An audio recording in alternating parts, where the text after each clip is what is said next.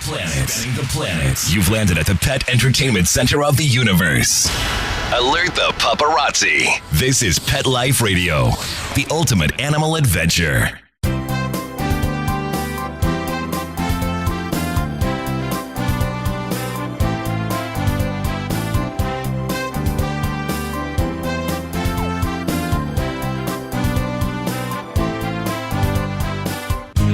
And welcome, everybody. And you are here live with me, Dr. Jeff Werber, your host for the next 30 minutes here on Ask the Vets with Dr. Jeff, here on Pet Life Radio. And I am coming to you live from Cabo San Lucas, Mexico, where, it's funny, I was just thinking in Mammoth, California, they had just dumped something like 20 or 30 inches of snow. And here I am, it's 90 degrees and hot and muggy, just a 2-hour plane ride away. It's unbelievable. So anyway, we're here to talk about a few things. I want to, of course, thank our sponsors, ProSense Pet Products and Kong, for allowing us to be here. I want to hear from you. So I want you to give us a call. It's very easy. You can either just pick up the phone and call 877-385-8882, or you can join in to the conversation here on PetLifeRadio.com. Click on the Ask the Vets with Dr. Jeff tab, and you are going to be here live with us. Lastly, you can send me a quick email to drjeff, that's Dr. Jeff, at PetLifeRadio.com. So we were all away last week. And I wanted to, first of all, hear from anybody who had any issues with Halloween. Interestingly, here I am talking all about Halloween, potential problems with candy, with wrappers, with chocolate, with kids, with dogs biting, all the costumes, all the things we talked about. And I had, maybe 30 or so pieces of little mini Snickers and little mini mounds left over. Now, mind you, we have a door that separates the living room front door entry hall from the rest of the house, purposely because of my many pets. And we had to keep at least one room in the house, the living room, pet-free, because some people that come over might be allergic to pets. It's nice to have one room in the house that you don't have to vacuum every single 20 minutes or use a Swiffer. So this room is behind double glass doors. So it still has that feel of an entry, but the dogs and cats can't get in there. Well, my 4-year-old yellow lab proved me wrong, as someone did leave the door a bit ajar. And all of a sudden, I come home. This is Monday evening. This is the Monday after Halloween. The bucket that we had all this candy in by the front door was empty. So I figured, okay, smart. Somebody put it away. So I'm going to go look for it where we would normally keep things like that, our cookies and candy, the junk that I kind of like to munch on. And it's not there. So I ask everybody, does anyone see the candy? Oh, yeah. Tommy got a hold of it. Tommy is my 4.5-year-old yellow Labrador who will eat anything that's not bolted down or that doesn't eat him first. And somehow, how I have no idea, nobody does, he got to that sacred portion part of the house where no pets are allowed, and he devoured all by himself the remaining pieces of Snickers and mounds, much to my dismay, because I only buy candy that I like, because I know that if there's anything left over, I'm going to want to eat it. So sure enough, all gone. Now, here is a very large 75, 80-pound yellow Labrador, healthy as can be.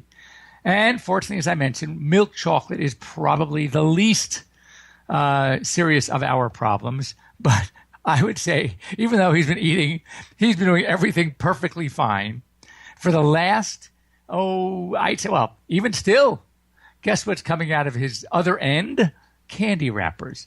Fortunately, because they're small, those little bite-sized pieces, there's nothing there that's going to obstruct him, and everything is coming out, and he's acting fine. But, I can't believe it that of all dogs, it would be one of my dogs, the same guy who is telling you all to be so careful and to keep pets away, and he's impossible. So anyway, fortunately, he's good. It's probably good for me too, because, I wouldn't say better him, but better someone else eating the candy than me eating that candy. It's not that I need it. I kind of like it. But anyway, it is hysterical. being down here in Mexico, it's interesting. First of all, it's the weather's gorgeous. You not know that in certain parts of the country, though I hear New York has been having this little bit of a heat wave itself. It was in the high 70s the other day. But many parts of the country are starting to cool down. One of the things we do want to talk about is cold weather. But while I'm here, I actually spoke to, I'm getting there are a lot of mosquitoes here. And actually at this resort that we're at, actually every room has mosquito repellent to spray on you before you go outside to the beach or the pool. And I think that's rather interesting. And I actually spoke to a local veterinarian. I'm just curious, and why I'm curious, A, the mosquitoes, and B, when Hurricane Katrina hit the Gulf Coast and Louisiana big time, New Orleans, we saw a lot of dogs that were shipped to the West by some of these rescue agencies from the shelters there. They were being overloaded. Animals were having to be put to sleep. And a lot of the rescue groups, came in for saving these pets. And we saw an inordinate amount of heartworm disease. Now, what's so interesting and so sad, and for many of you in many parts of the country that do have mosquito problems, certainly in the South, Texas states, the Gulf Coast, Florida, Louisiana, this is year-round for you guys, and in the Northeast, where it gets very humid during the spring and summer, there's a big mosquito population. In the Sierras, in the West, there's a large mosquito population. Fortunately, in Los Angeles area, in very dry climates, we still don't have a huge mosquito problem. However, that's going to be changing because we're starting to see a certain number of species of mosquitoes that are adapting to our drier climates. And wouldn't you know it, because that's what insects do. Insects will figure out a way to keep themselves brewing and generating sort of more and more insects. And the dry climate, humidity, less humidity mosquito is already here. Now it just needs to multiply, which I have no doubt they will do. So, but what struck home, as I am in the midst now of treating a dog that was out here from the East, it was a rescue, and it was positive for heartworm disease, and we are in the midst of treatment. And I realize that it's still, here's a disease that is so preventable and not expensive to prevent and easy to detect early. And yet we are seeing so many animals stricken with disease, animals that are having been put to sleep, animals that are in shelters that have this disease, and it's a shame. So, though for most of you, fortunately, as we enter soon, our winter is not far away. We are in the midst of our autumn. Weather is cooling down. For most parts of the country, the mosquito population, even if it were there during the spring and summer, we are starting to see a decline in the mosquito population, which is great. But still, don't forget, come spring, at any time, have your pets, your dogs tested for heartworm and get them on prevention. Cats as well. Don't think that cats are free from this. Cats as well. And the real problem with cats is that there really is no treatment for cats. So prevention is there, detection is there, but treatment is not. So it's very, very important to make sure that your cats are tested, and you could start them on prevention programs as well. Two things. Heartworm, I want to hear from you, 877-385-8882. If you've ever had a pet that tested positive for heartworm, I'd like to hear from you. I'd like to hear what it was that got you to, what were your early signs? Share them with us so we can share them with our listeners, with our viewers, to find out just what they should do, could do. Because just coming from one guy here on the West Coast where we don't have a heartworm problem, that is not going to cut it. We need to hear from those of you that have had heartworm disease and are able to help other listeners make sure that their pets don't end up with this deadly, deadly disease. So going from one extreme, pardon the pun, to the other. So we are here, I am here in warm weather, not having to worry about cold weather tips for your pets. And yet we are not too far from some really cold weather coming in. As a matter of fact, in some parts of the country, it has already begun.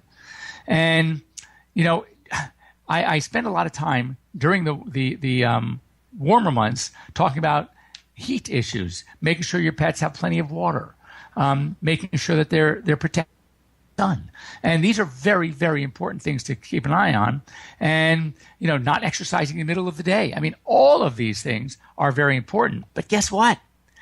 Just because the weather is cooling off, now in fall, it may not be a problem. In the spring, early spring, it may not be a problem. But we are not too far away from winter months, and there are a lot of issues that we can see in pets during winter. And it is equally as important to protect our pets from the cold weather as it was through the warm weather.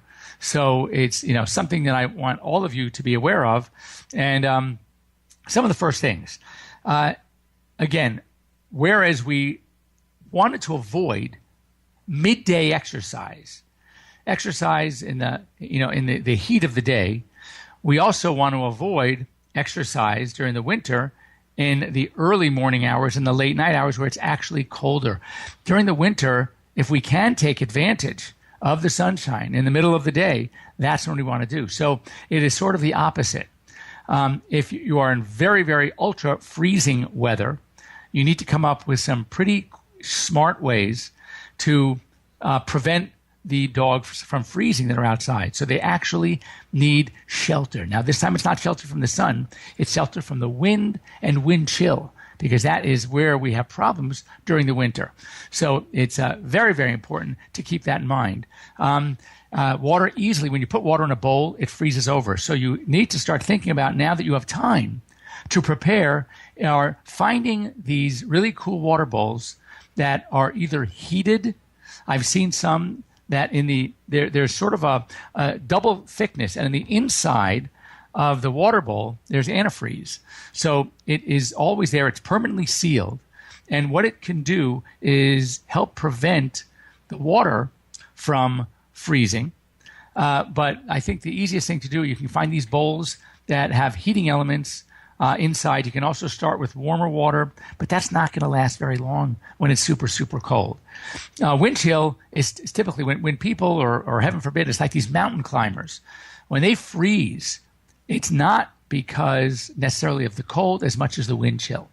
So it is very, very, very important that you want to keep your pets totally protected from the wind. So some sort of shelter. If you have a doggy door, if it goes into a garage, if it goes into a shed, even to a doghouse. In fact, as a matter of fact, now there are really cool heated floor heaters that you can get for your doghouse. Well, not your doghouse, but your dog's doghouse.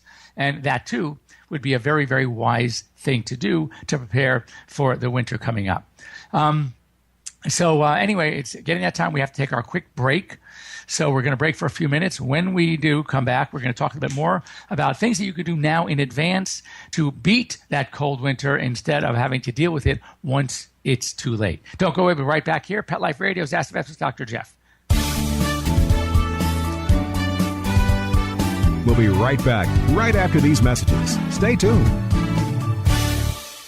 I'm home. My hair looks cute. Now what?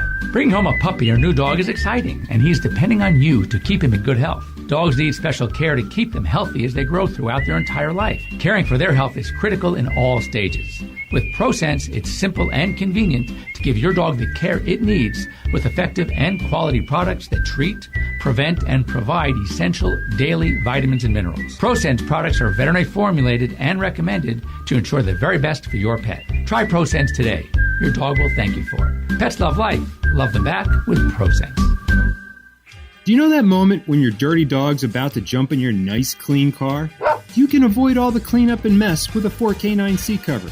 4K9s makes heavy-duty seat covers and cargo liners that will blend seamlessly with the interior of your vehicle.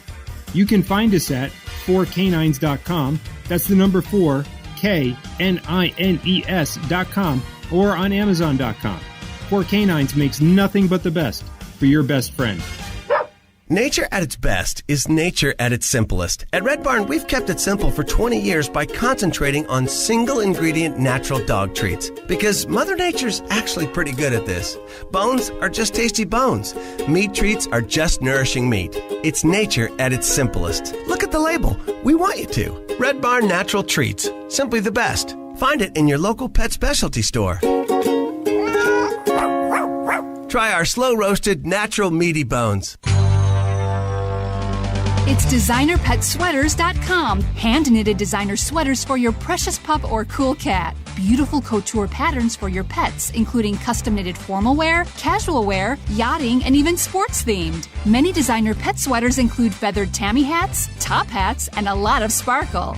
Each sweater includes leg loops, front paw sleeves, and leash opening. Visit DesignerPetSweaters.com to order your four-legged fashions today. Your pets will stay warm for the winter and be runway ready. Large or small, we fit them all. DesignerPetSweaters.com. Begging to hear more of your favorite show? Full episodes of all our shows are available on demand. Go to PetLifeRadio.com to fetch our entire lineup of Possum Pet podcasts. Also, dig us up at iHeartRadio Talk and iTunes. Let's talk pets.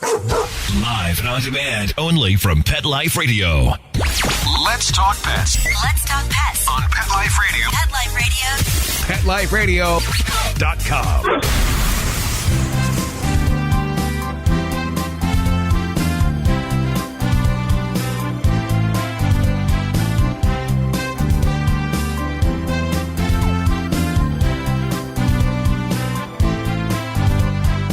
And welcome back. You are here live with Dr. Jeff Werber here on Pet Life Radio's Ask the Vets with Dr. Jeff, coming to you live from Cabo San Lucas, Mexico, where I am actually outside coming to you. It's beautiful in the background. I don't know if you can see the ocean, the palm trees, gorgeous weather. So for those of you that are not lucky enough to be in weather like this, I feel sorry for you. Hope it's not too cold where you are.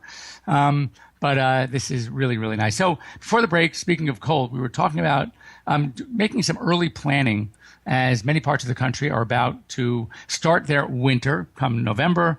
And I think that is just important to be prepared. So just some things, first of all, it gets cold out there. You do not want to leave a pet outside during the night when it's, freezing and below. Yes, they have coats that can help them. Certainly the Arctic breeds, the Huskies, the Malamutes, the Samoyeds, do fare better in this, weather in the cold like this. But they too need protection from the wind chill. So make sure that dogs that are going to be left outside during the day at least do have protection from the wind. Make sure they have their floor heaters or heaters available to them. Make sure that they have water heaters that can keep their water from freezing up and just turning into a block of ice. When you take them for walks, remember that a lot of municipalities put lots of salt on the ground. So you're going to want to find some solution.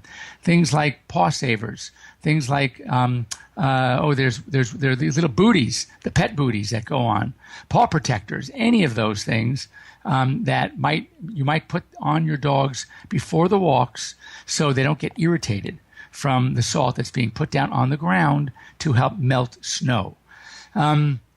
Keep the walk short. If you also remember one thing, that these small dogs have larger body surface areas relative to their weight.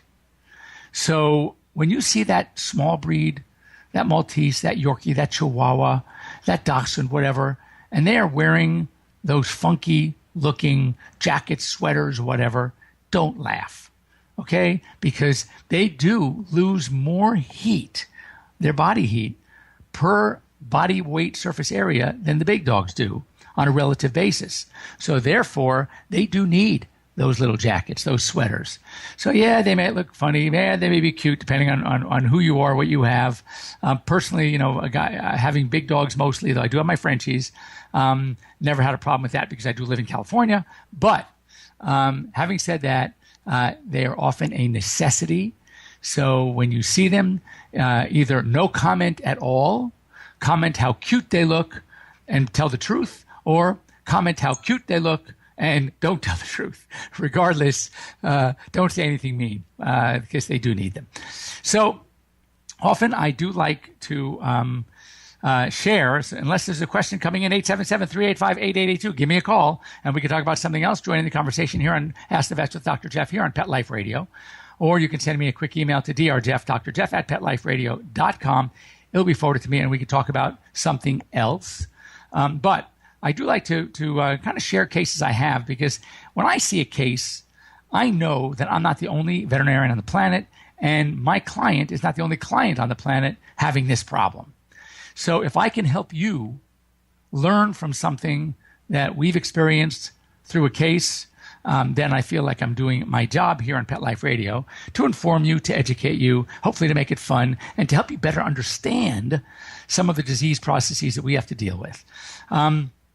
So we've talked about, I know I've gone through all of the endocrine diseases. We did talk about diabetes, and I told you the good, the bad, the ugly, the differences between dog diabetes, which is type 1 juvenile onset, insulin-dependent diabetes, to the feline diabetes, which is typically type 2 adult onset type diabetes, which may not necessarily be all insulin-dependent. And all the things we talk about in treating these cases, when I see them happening, all the warnings I can give you, and it happens to us, I say, okay, you know what? I got to share this because it is so important for you to know. If you're going to have a cat with diabetes, it's not easy for a number of reasons. First of all, it's not always insulin dependent. So you can have a cat that it was stress dependent, it was diet dependent, even in a cat that's not obese. And you can put them on insulin, and then this time their own insulin starts kicking in, and guess what? They've been given too much insulin, and their insulin drops their blood sugar, drops dramatically. And then so what happens is with that drop in blood sugar, sometimes the body responds by sort of decreasing the amount of insulin and pouring more blood sugar, breaking down carbs into blood sugar to help the body combat its own problem. And then we get an elevation of blood sugar. This is called the Somogyi effect. And we had a case in just like this where we had a cat that was getting its insulin, seemingly doing fine. Oh, by the way, another problem we have with insulin is we know when we treat a dog with diabetes, dogs are pretty predictable when it comes to food. If it's there, they're going to eat it. So usually what we do is we'll give the insulin first because we trust that within a short period afterwards, 15 minutes, when we put their food down, they're going to eat. Cats, however, are a little bit different. So if you give the insulin first to a cat, and then you put the food down, and it just so happens it's one of these days the cat says, you know, I'm not that hungry right now, or I liked that food yesterday or for the past month, but I'm not having it today. And all of a sudden, you've already given the insulin. You've already drawn, sort of sending that blood sugar into the cells for energy. Typically, you want to give them insulin at a point where they're going to eat or have just eaten. So now their insulin, and there's more blood sugar to work on, and we don't send this poor cat into hypoglycemia or low blood sugar. So that's exactly what happened to this cat. So he ended up with, first of all, had a false high blood sugar, raising the insulin. It was all about the Somogyi effect. And then he wouldn't eat because he wasn't feeling so good, and his blood sugar dropped down to about 30. So now what we had to do is we had to take and we had to actually infuse dextrose. We had to infuse sugar into this poor cat. And it took about when you have a problem like that, it takes several days to get them back on track. We have to do some predicting. We have to do some praying. We have to figure out, okay, what is this cat going to surprise us with today? And sure enough, everything is back to normal. But with cats, I always recommend, if you have a diabetic cat, I recommend feeding them first, making sure they eat before you give them the insulin. And if they don't eat, then you need to speak with your veterinarian because you may want to modify the amount of insulin you've been giving for that day, or waiting a little bit until they do eat. But you want to make sure that we don't send this poor cat into a situation where they end up with too low a blood sugar, and then problems can follow. So if you have any questions about that, you can always get a hold of me, drjeff@petliferadio.com, or if you want to be gutsy, call us 877-385-8882. Another interesting case we had, and we don't have it often, it's out there. Any of you out there that have Labradors, it's the number one dog in America, so I assume that some of you may have some Labs. I have 2 plus a Labradoodle, so I have 2.5. And we all know of hip dysplasia, very, very common in our large breeds. But we see a dysplasia in Labradors, Bernese Mountain Dogs, and Rottweilers. I mean, it can happen in any large breed, mind you, but we see a higher prevalence in these breeds, which indicates there might be some genetic predisposition. And that is of an elbow dysplasia called FCP, fragmented coronoid process. And the problem with this one is that you may see a early sign of pain in a dog as he's growing, but they grow out of it. So you didn't think much about it. You ended up not panicking. You didn't run to the veterinarian, and it went away. And there it was. We were done, and you didn't think twice about it again. And all of a sudden, at 5-6 years of age, that dog starts limping again, fairly acutely sometimes, suddenly. And you think, I had him at the park yesterday or 2 days ago. He must have overdid it. I'm going to give it a few days. A few days go by, maybe some rest, maybe some pain medication. Doesn't help. And you finally bring him to your vet. We take x-rays, and sure enough, disastrous arthritis in one or both of the joints. That's the problem early on as well, too, that if it happens bilaterally, that means both sides. So what does that tell you? That tells you that the pain was so equal on both sides that the dogs sort of compensated. Sometimes they compensate by just putting a little bit more weight on their back end, so they don't hurt as much on the front end. Sometimes the initial pain comes from the breaking away of the little fragment of the coronoid process. That's why they call it fragmented coronoid process. That is a little painful, but once that fragment seeds, it seems to, pain goes away and they seem to do just fine. But over time, without that little piece attached where it belongs, there's a certain amount of instability in the joint, which is undetectable often until they get older, until they develop arthritis. And now, with arthritis, the pain starts to rear its ugly head, usually non-responsive, and it presents with a problem. So we take x-rays, and sure enough, especially if it's unilateral, meaning one-sided, you could clearly see the difference in the x-rays between the good leg, the leg that did not have the FCP, fragmented coronoid, and the affected leg, the leg that did. And it's dramatic. And it's really dramatic. So, the good news is that surgery can still be done on these dogs. Sure enough, we had it recently. That's why I'm talking about it today. And we did go ahead surgically. We had our surgeon come in and open the joint, cleaned the joint out, removed as much of the what we call joint mice and the arthritis, the changes in the bone, shaving the spicules down, smoothing out the surface, pulled out a piece of bone, which was originally the fragmented coronoid, about yay big, that was sitting there floating in the joint. No wonder this poor dog was in pain. And removed it. We sent it home with the owner in a little vial. And these dogs do great. I've had Labradors for 40 years, and they have always been, amazing dogs. And we've had 2 of my many labs ended up with fragmented coronoid disease. Another one, one of them also, on top of that, had OCD, osteochondritis dissecans, not obsessive compulsive disorder. I think he had that anyway, but he definitely had the OCD, which is it's a bone fragment that hits in the shoulder joint, and it is it's a fragment that starts usually when they're growing during development, and it's a cartilage defect in the bone, happens usually in the shoulder most commonly, and he had that as well. So not only did he have the osteochondritis dissecans, he also had the fragmented coronoid. He had all these letters. He had the FCP. He had the OCD. Fortunately, he did not have the canine hip dysplasia, the CHD, which was good, but he after surgeries for both, he did amazingly well. So it's a very treatable disease.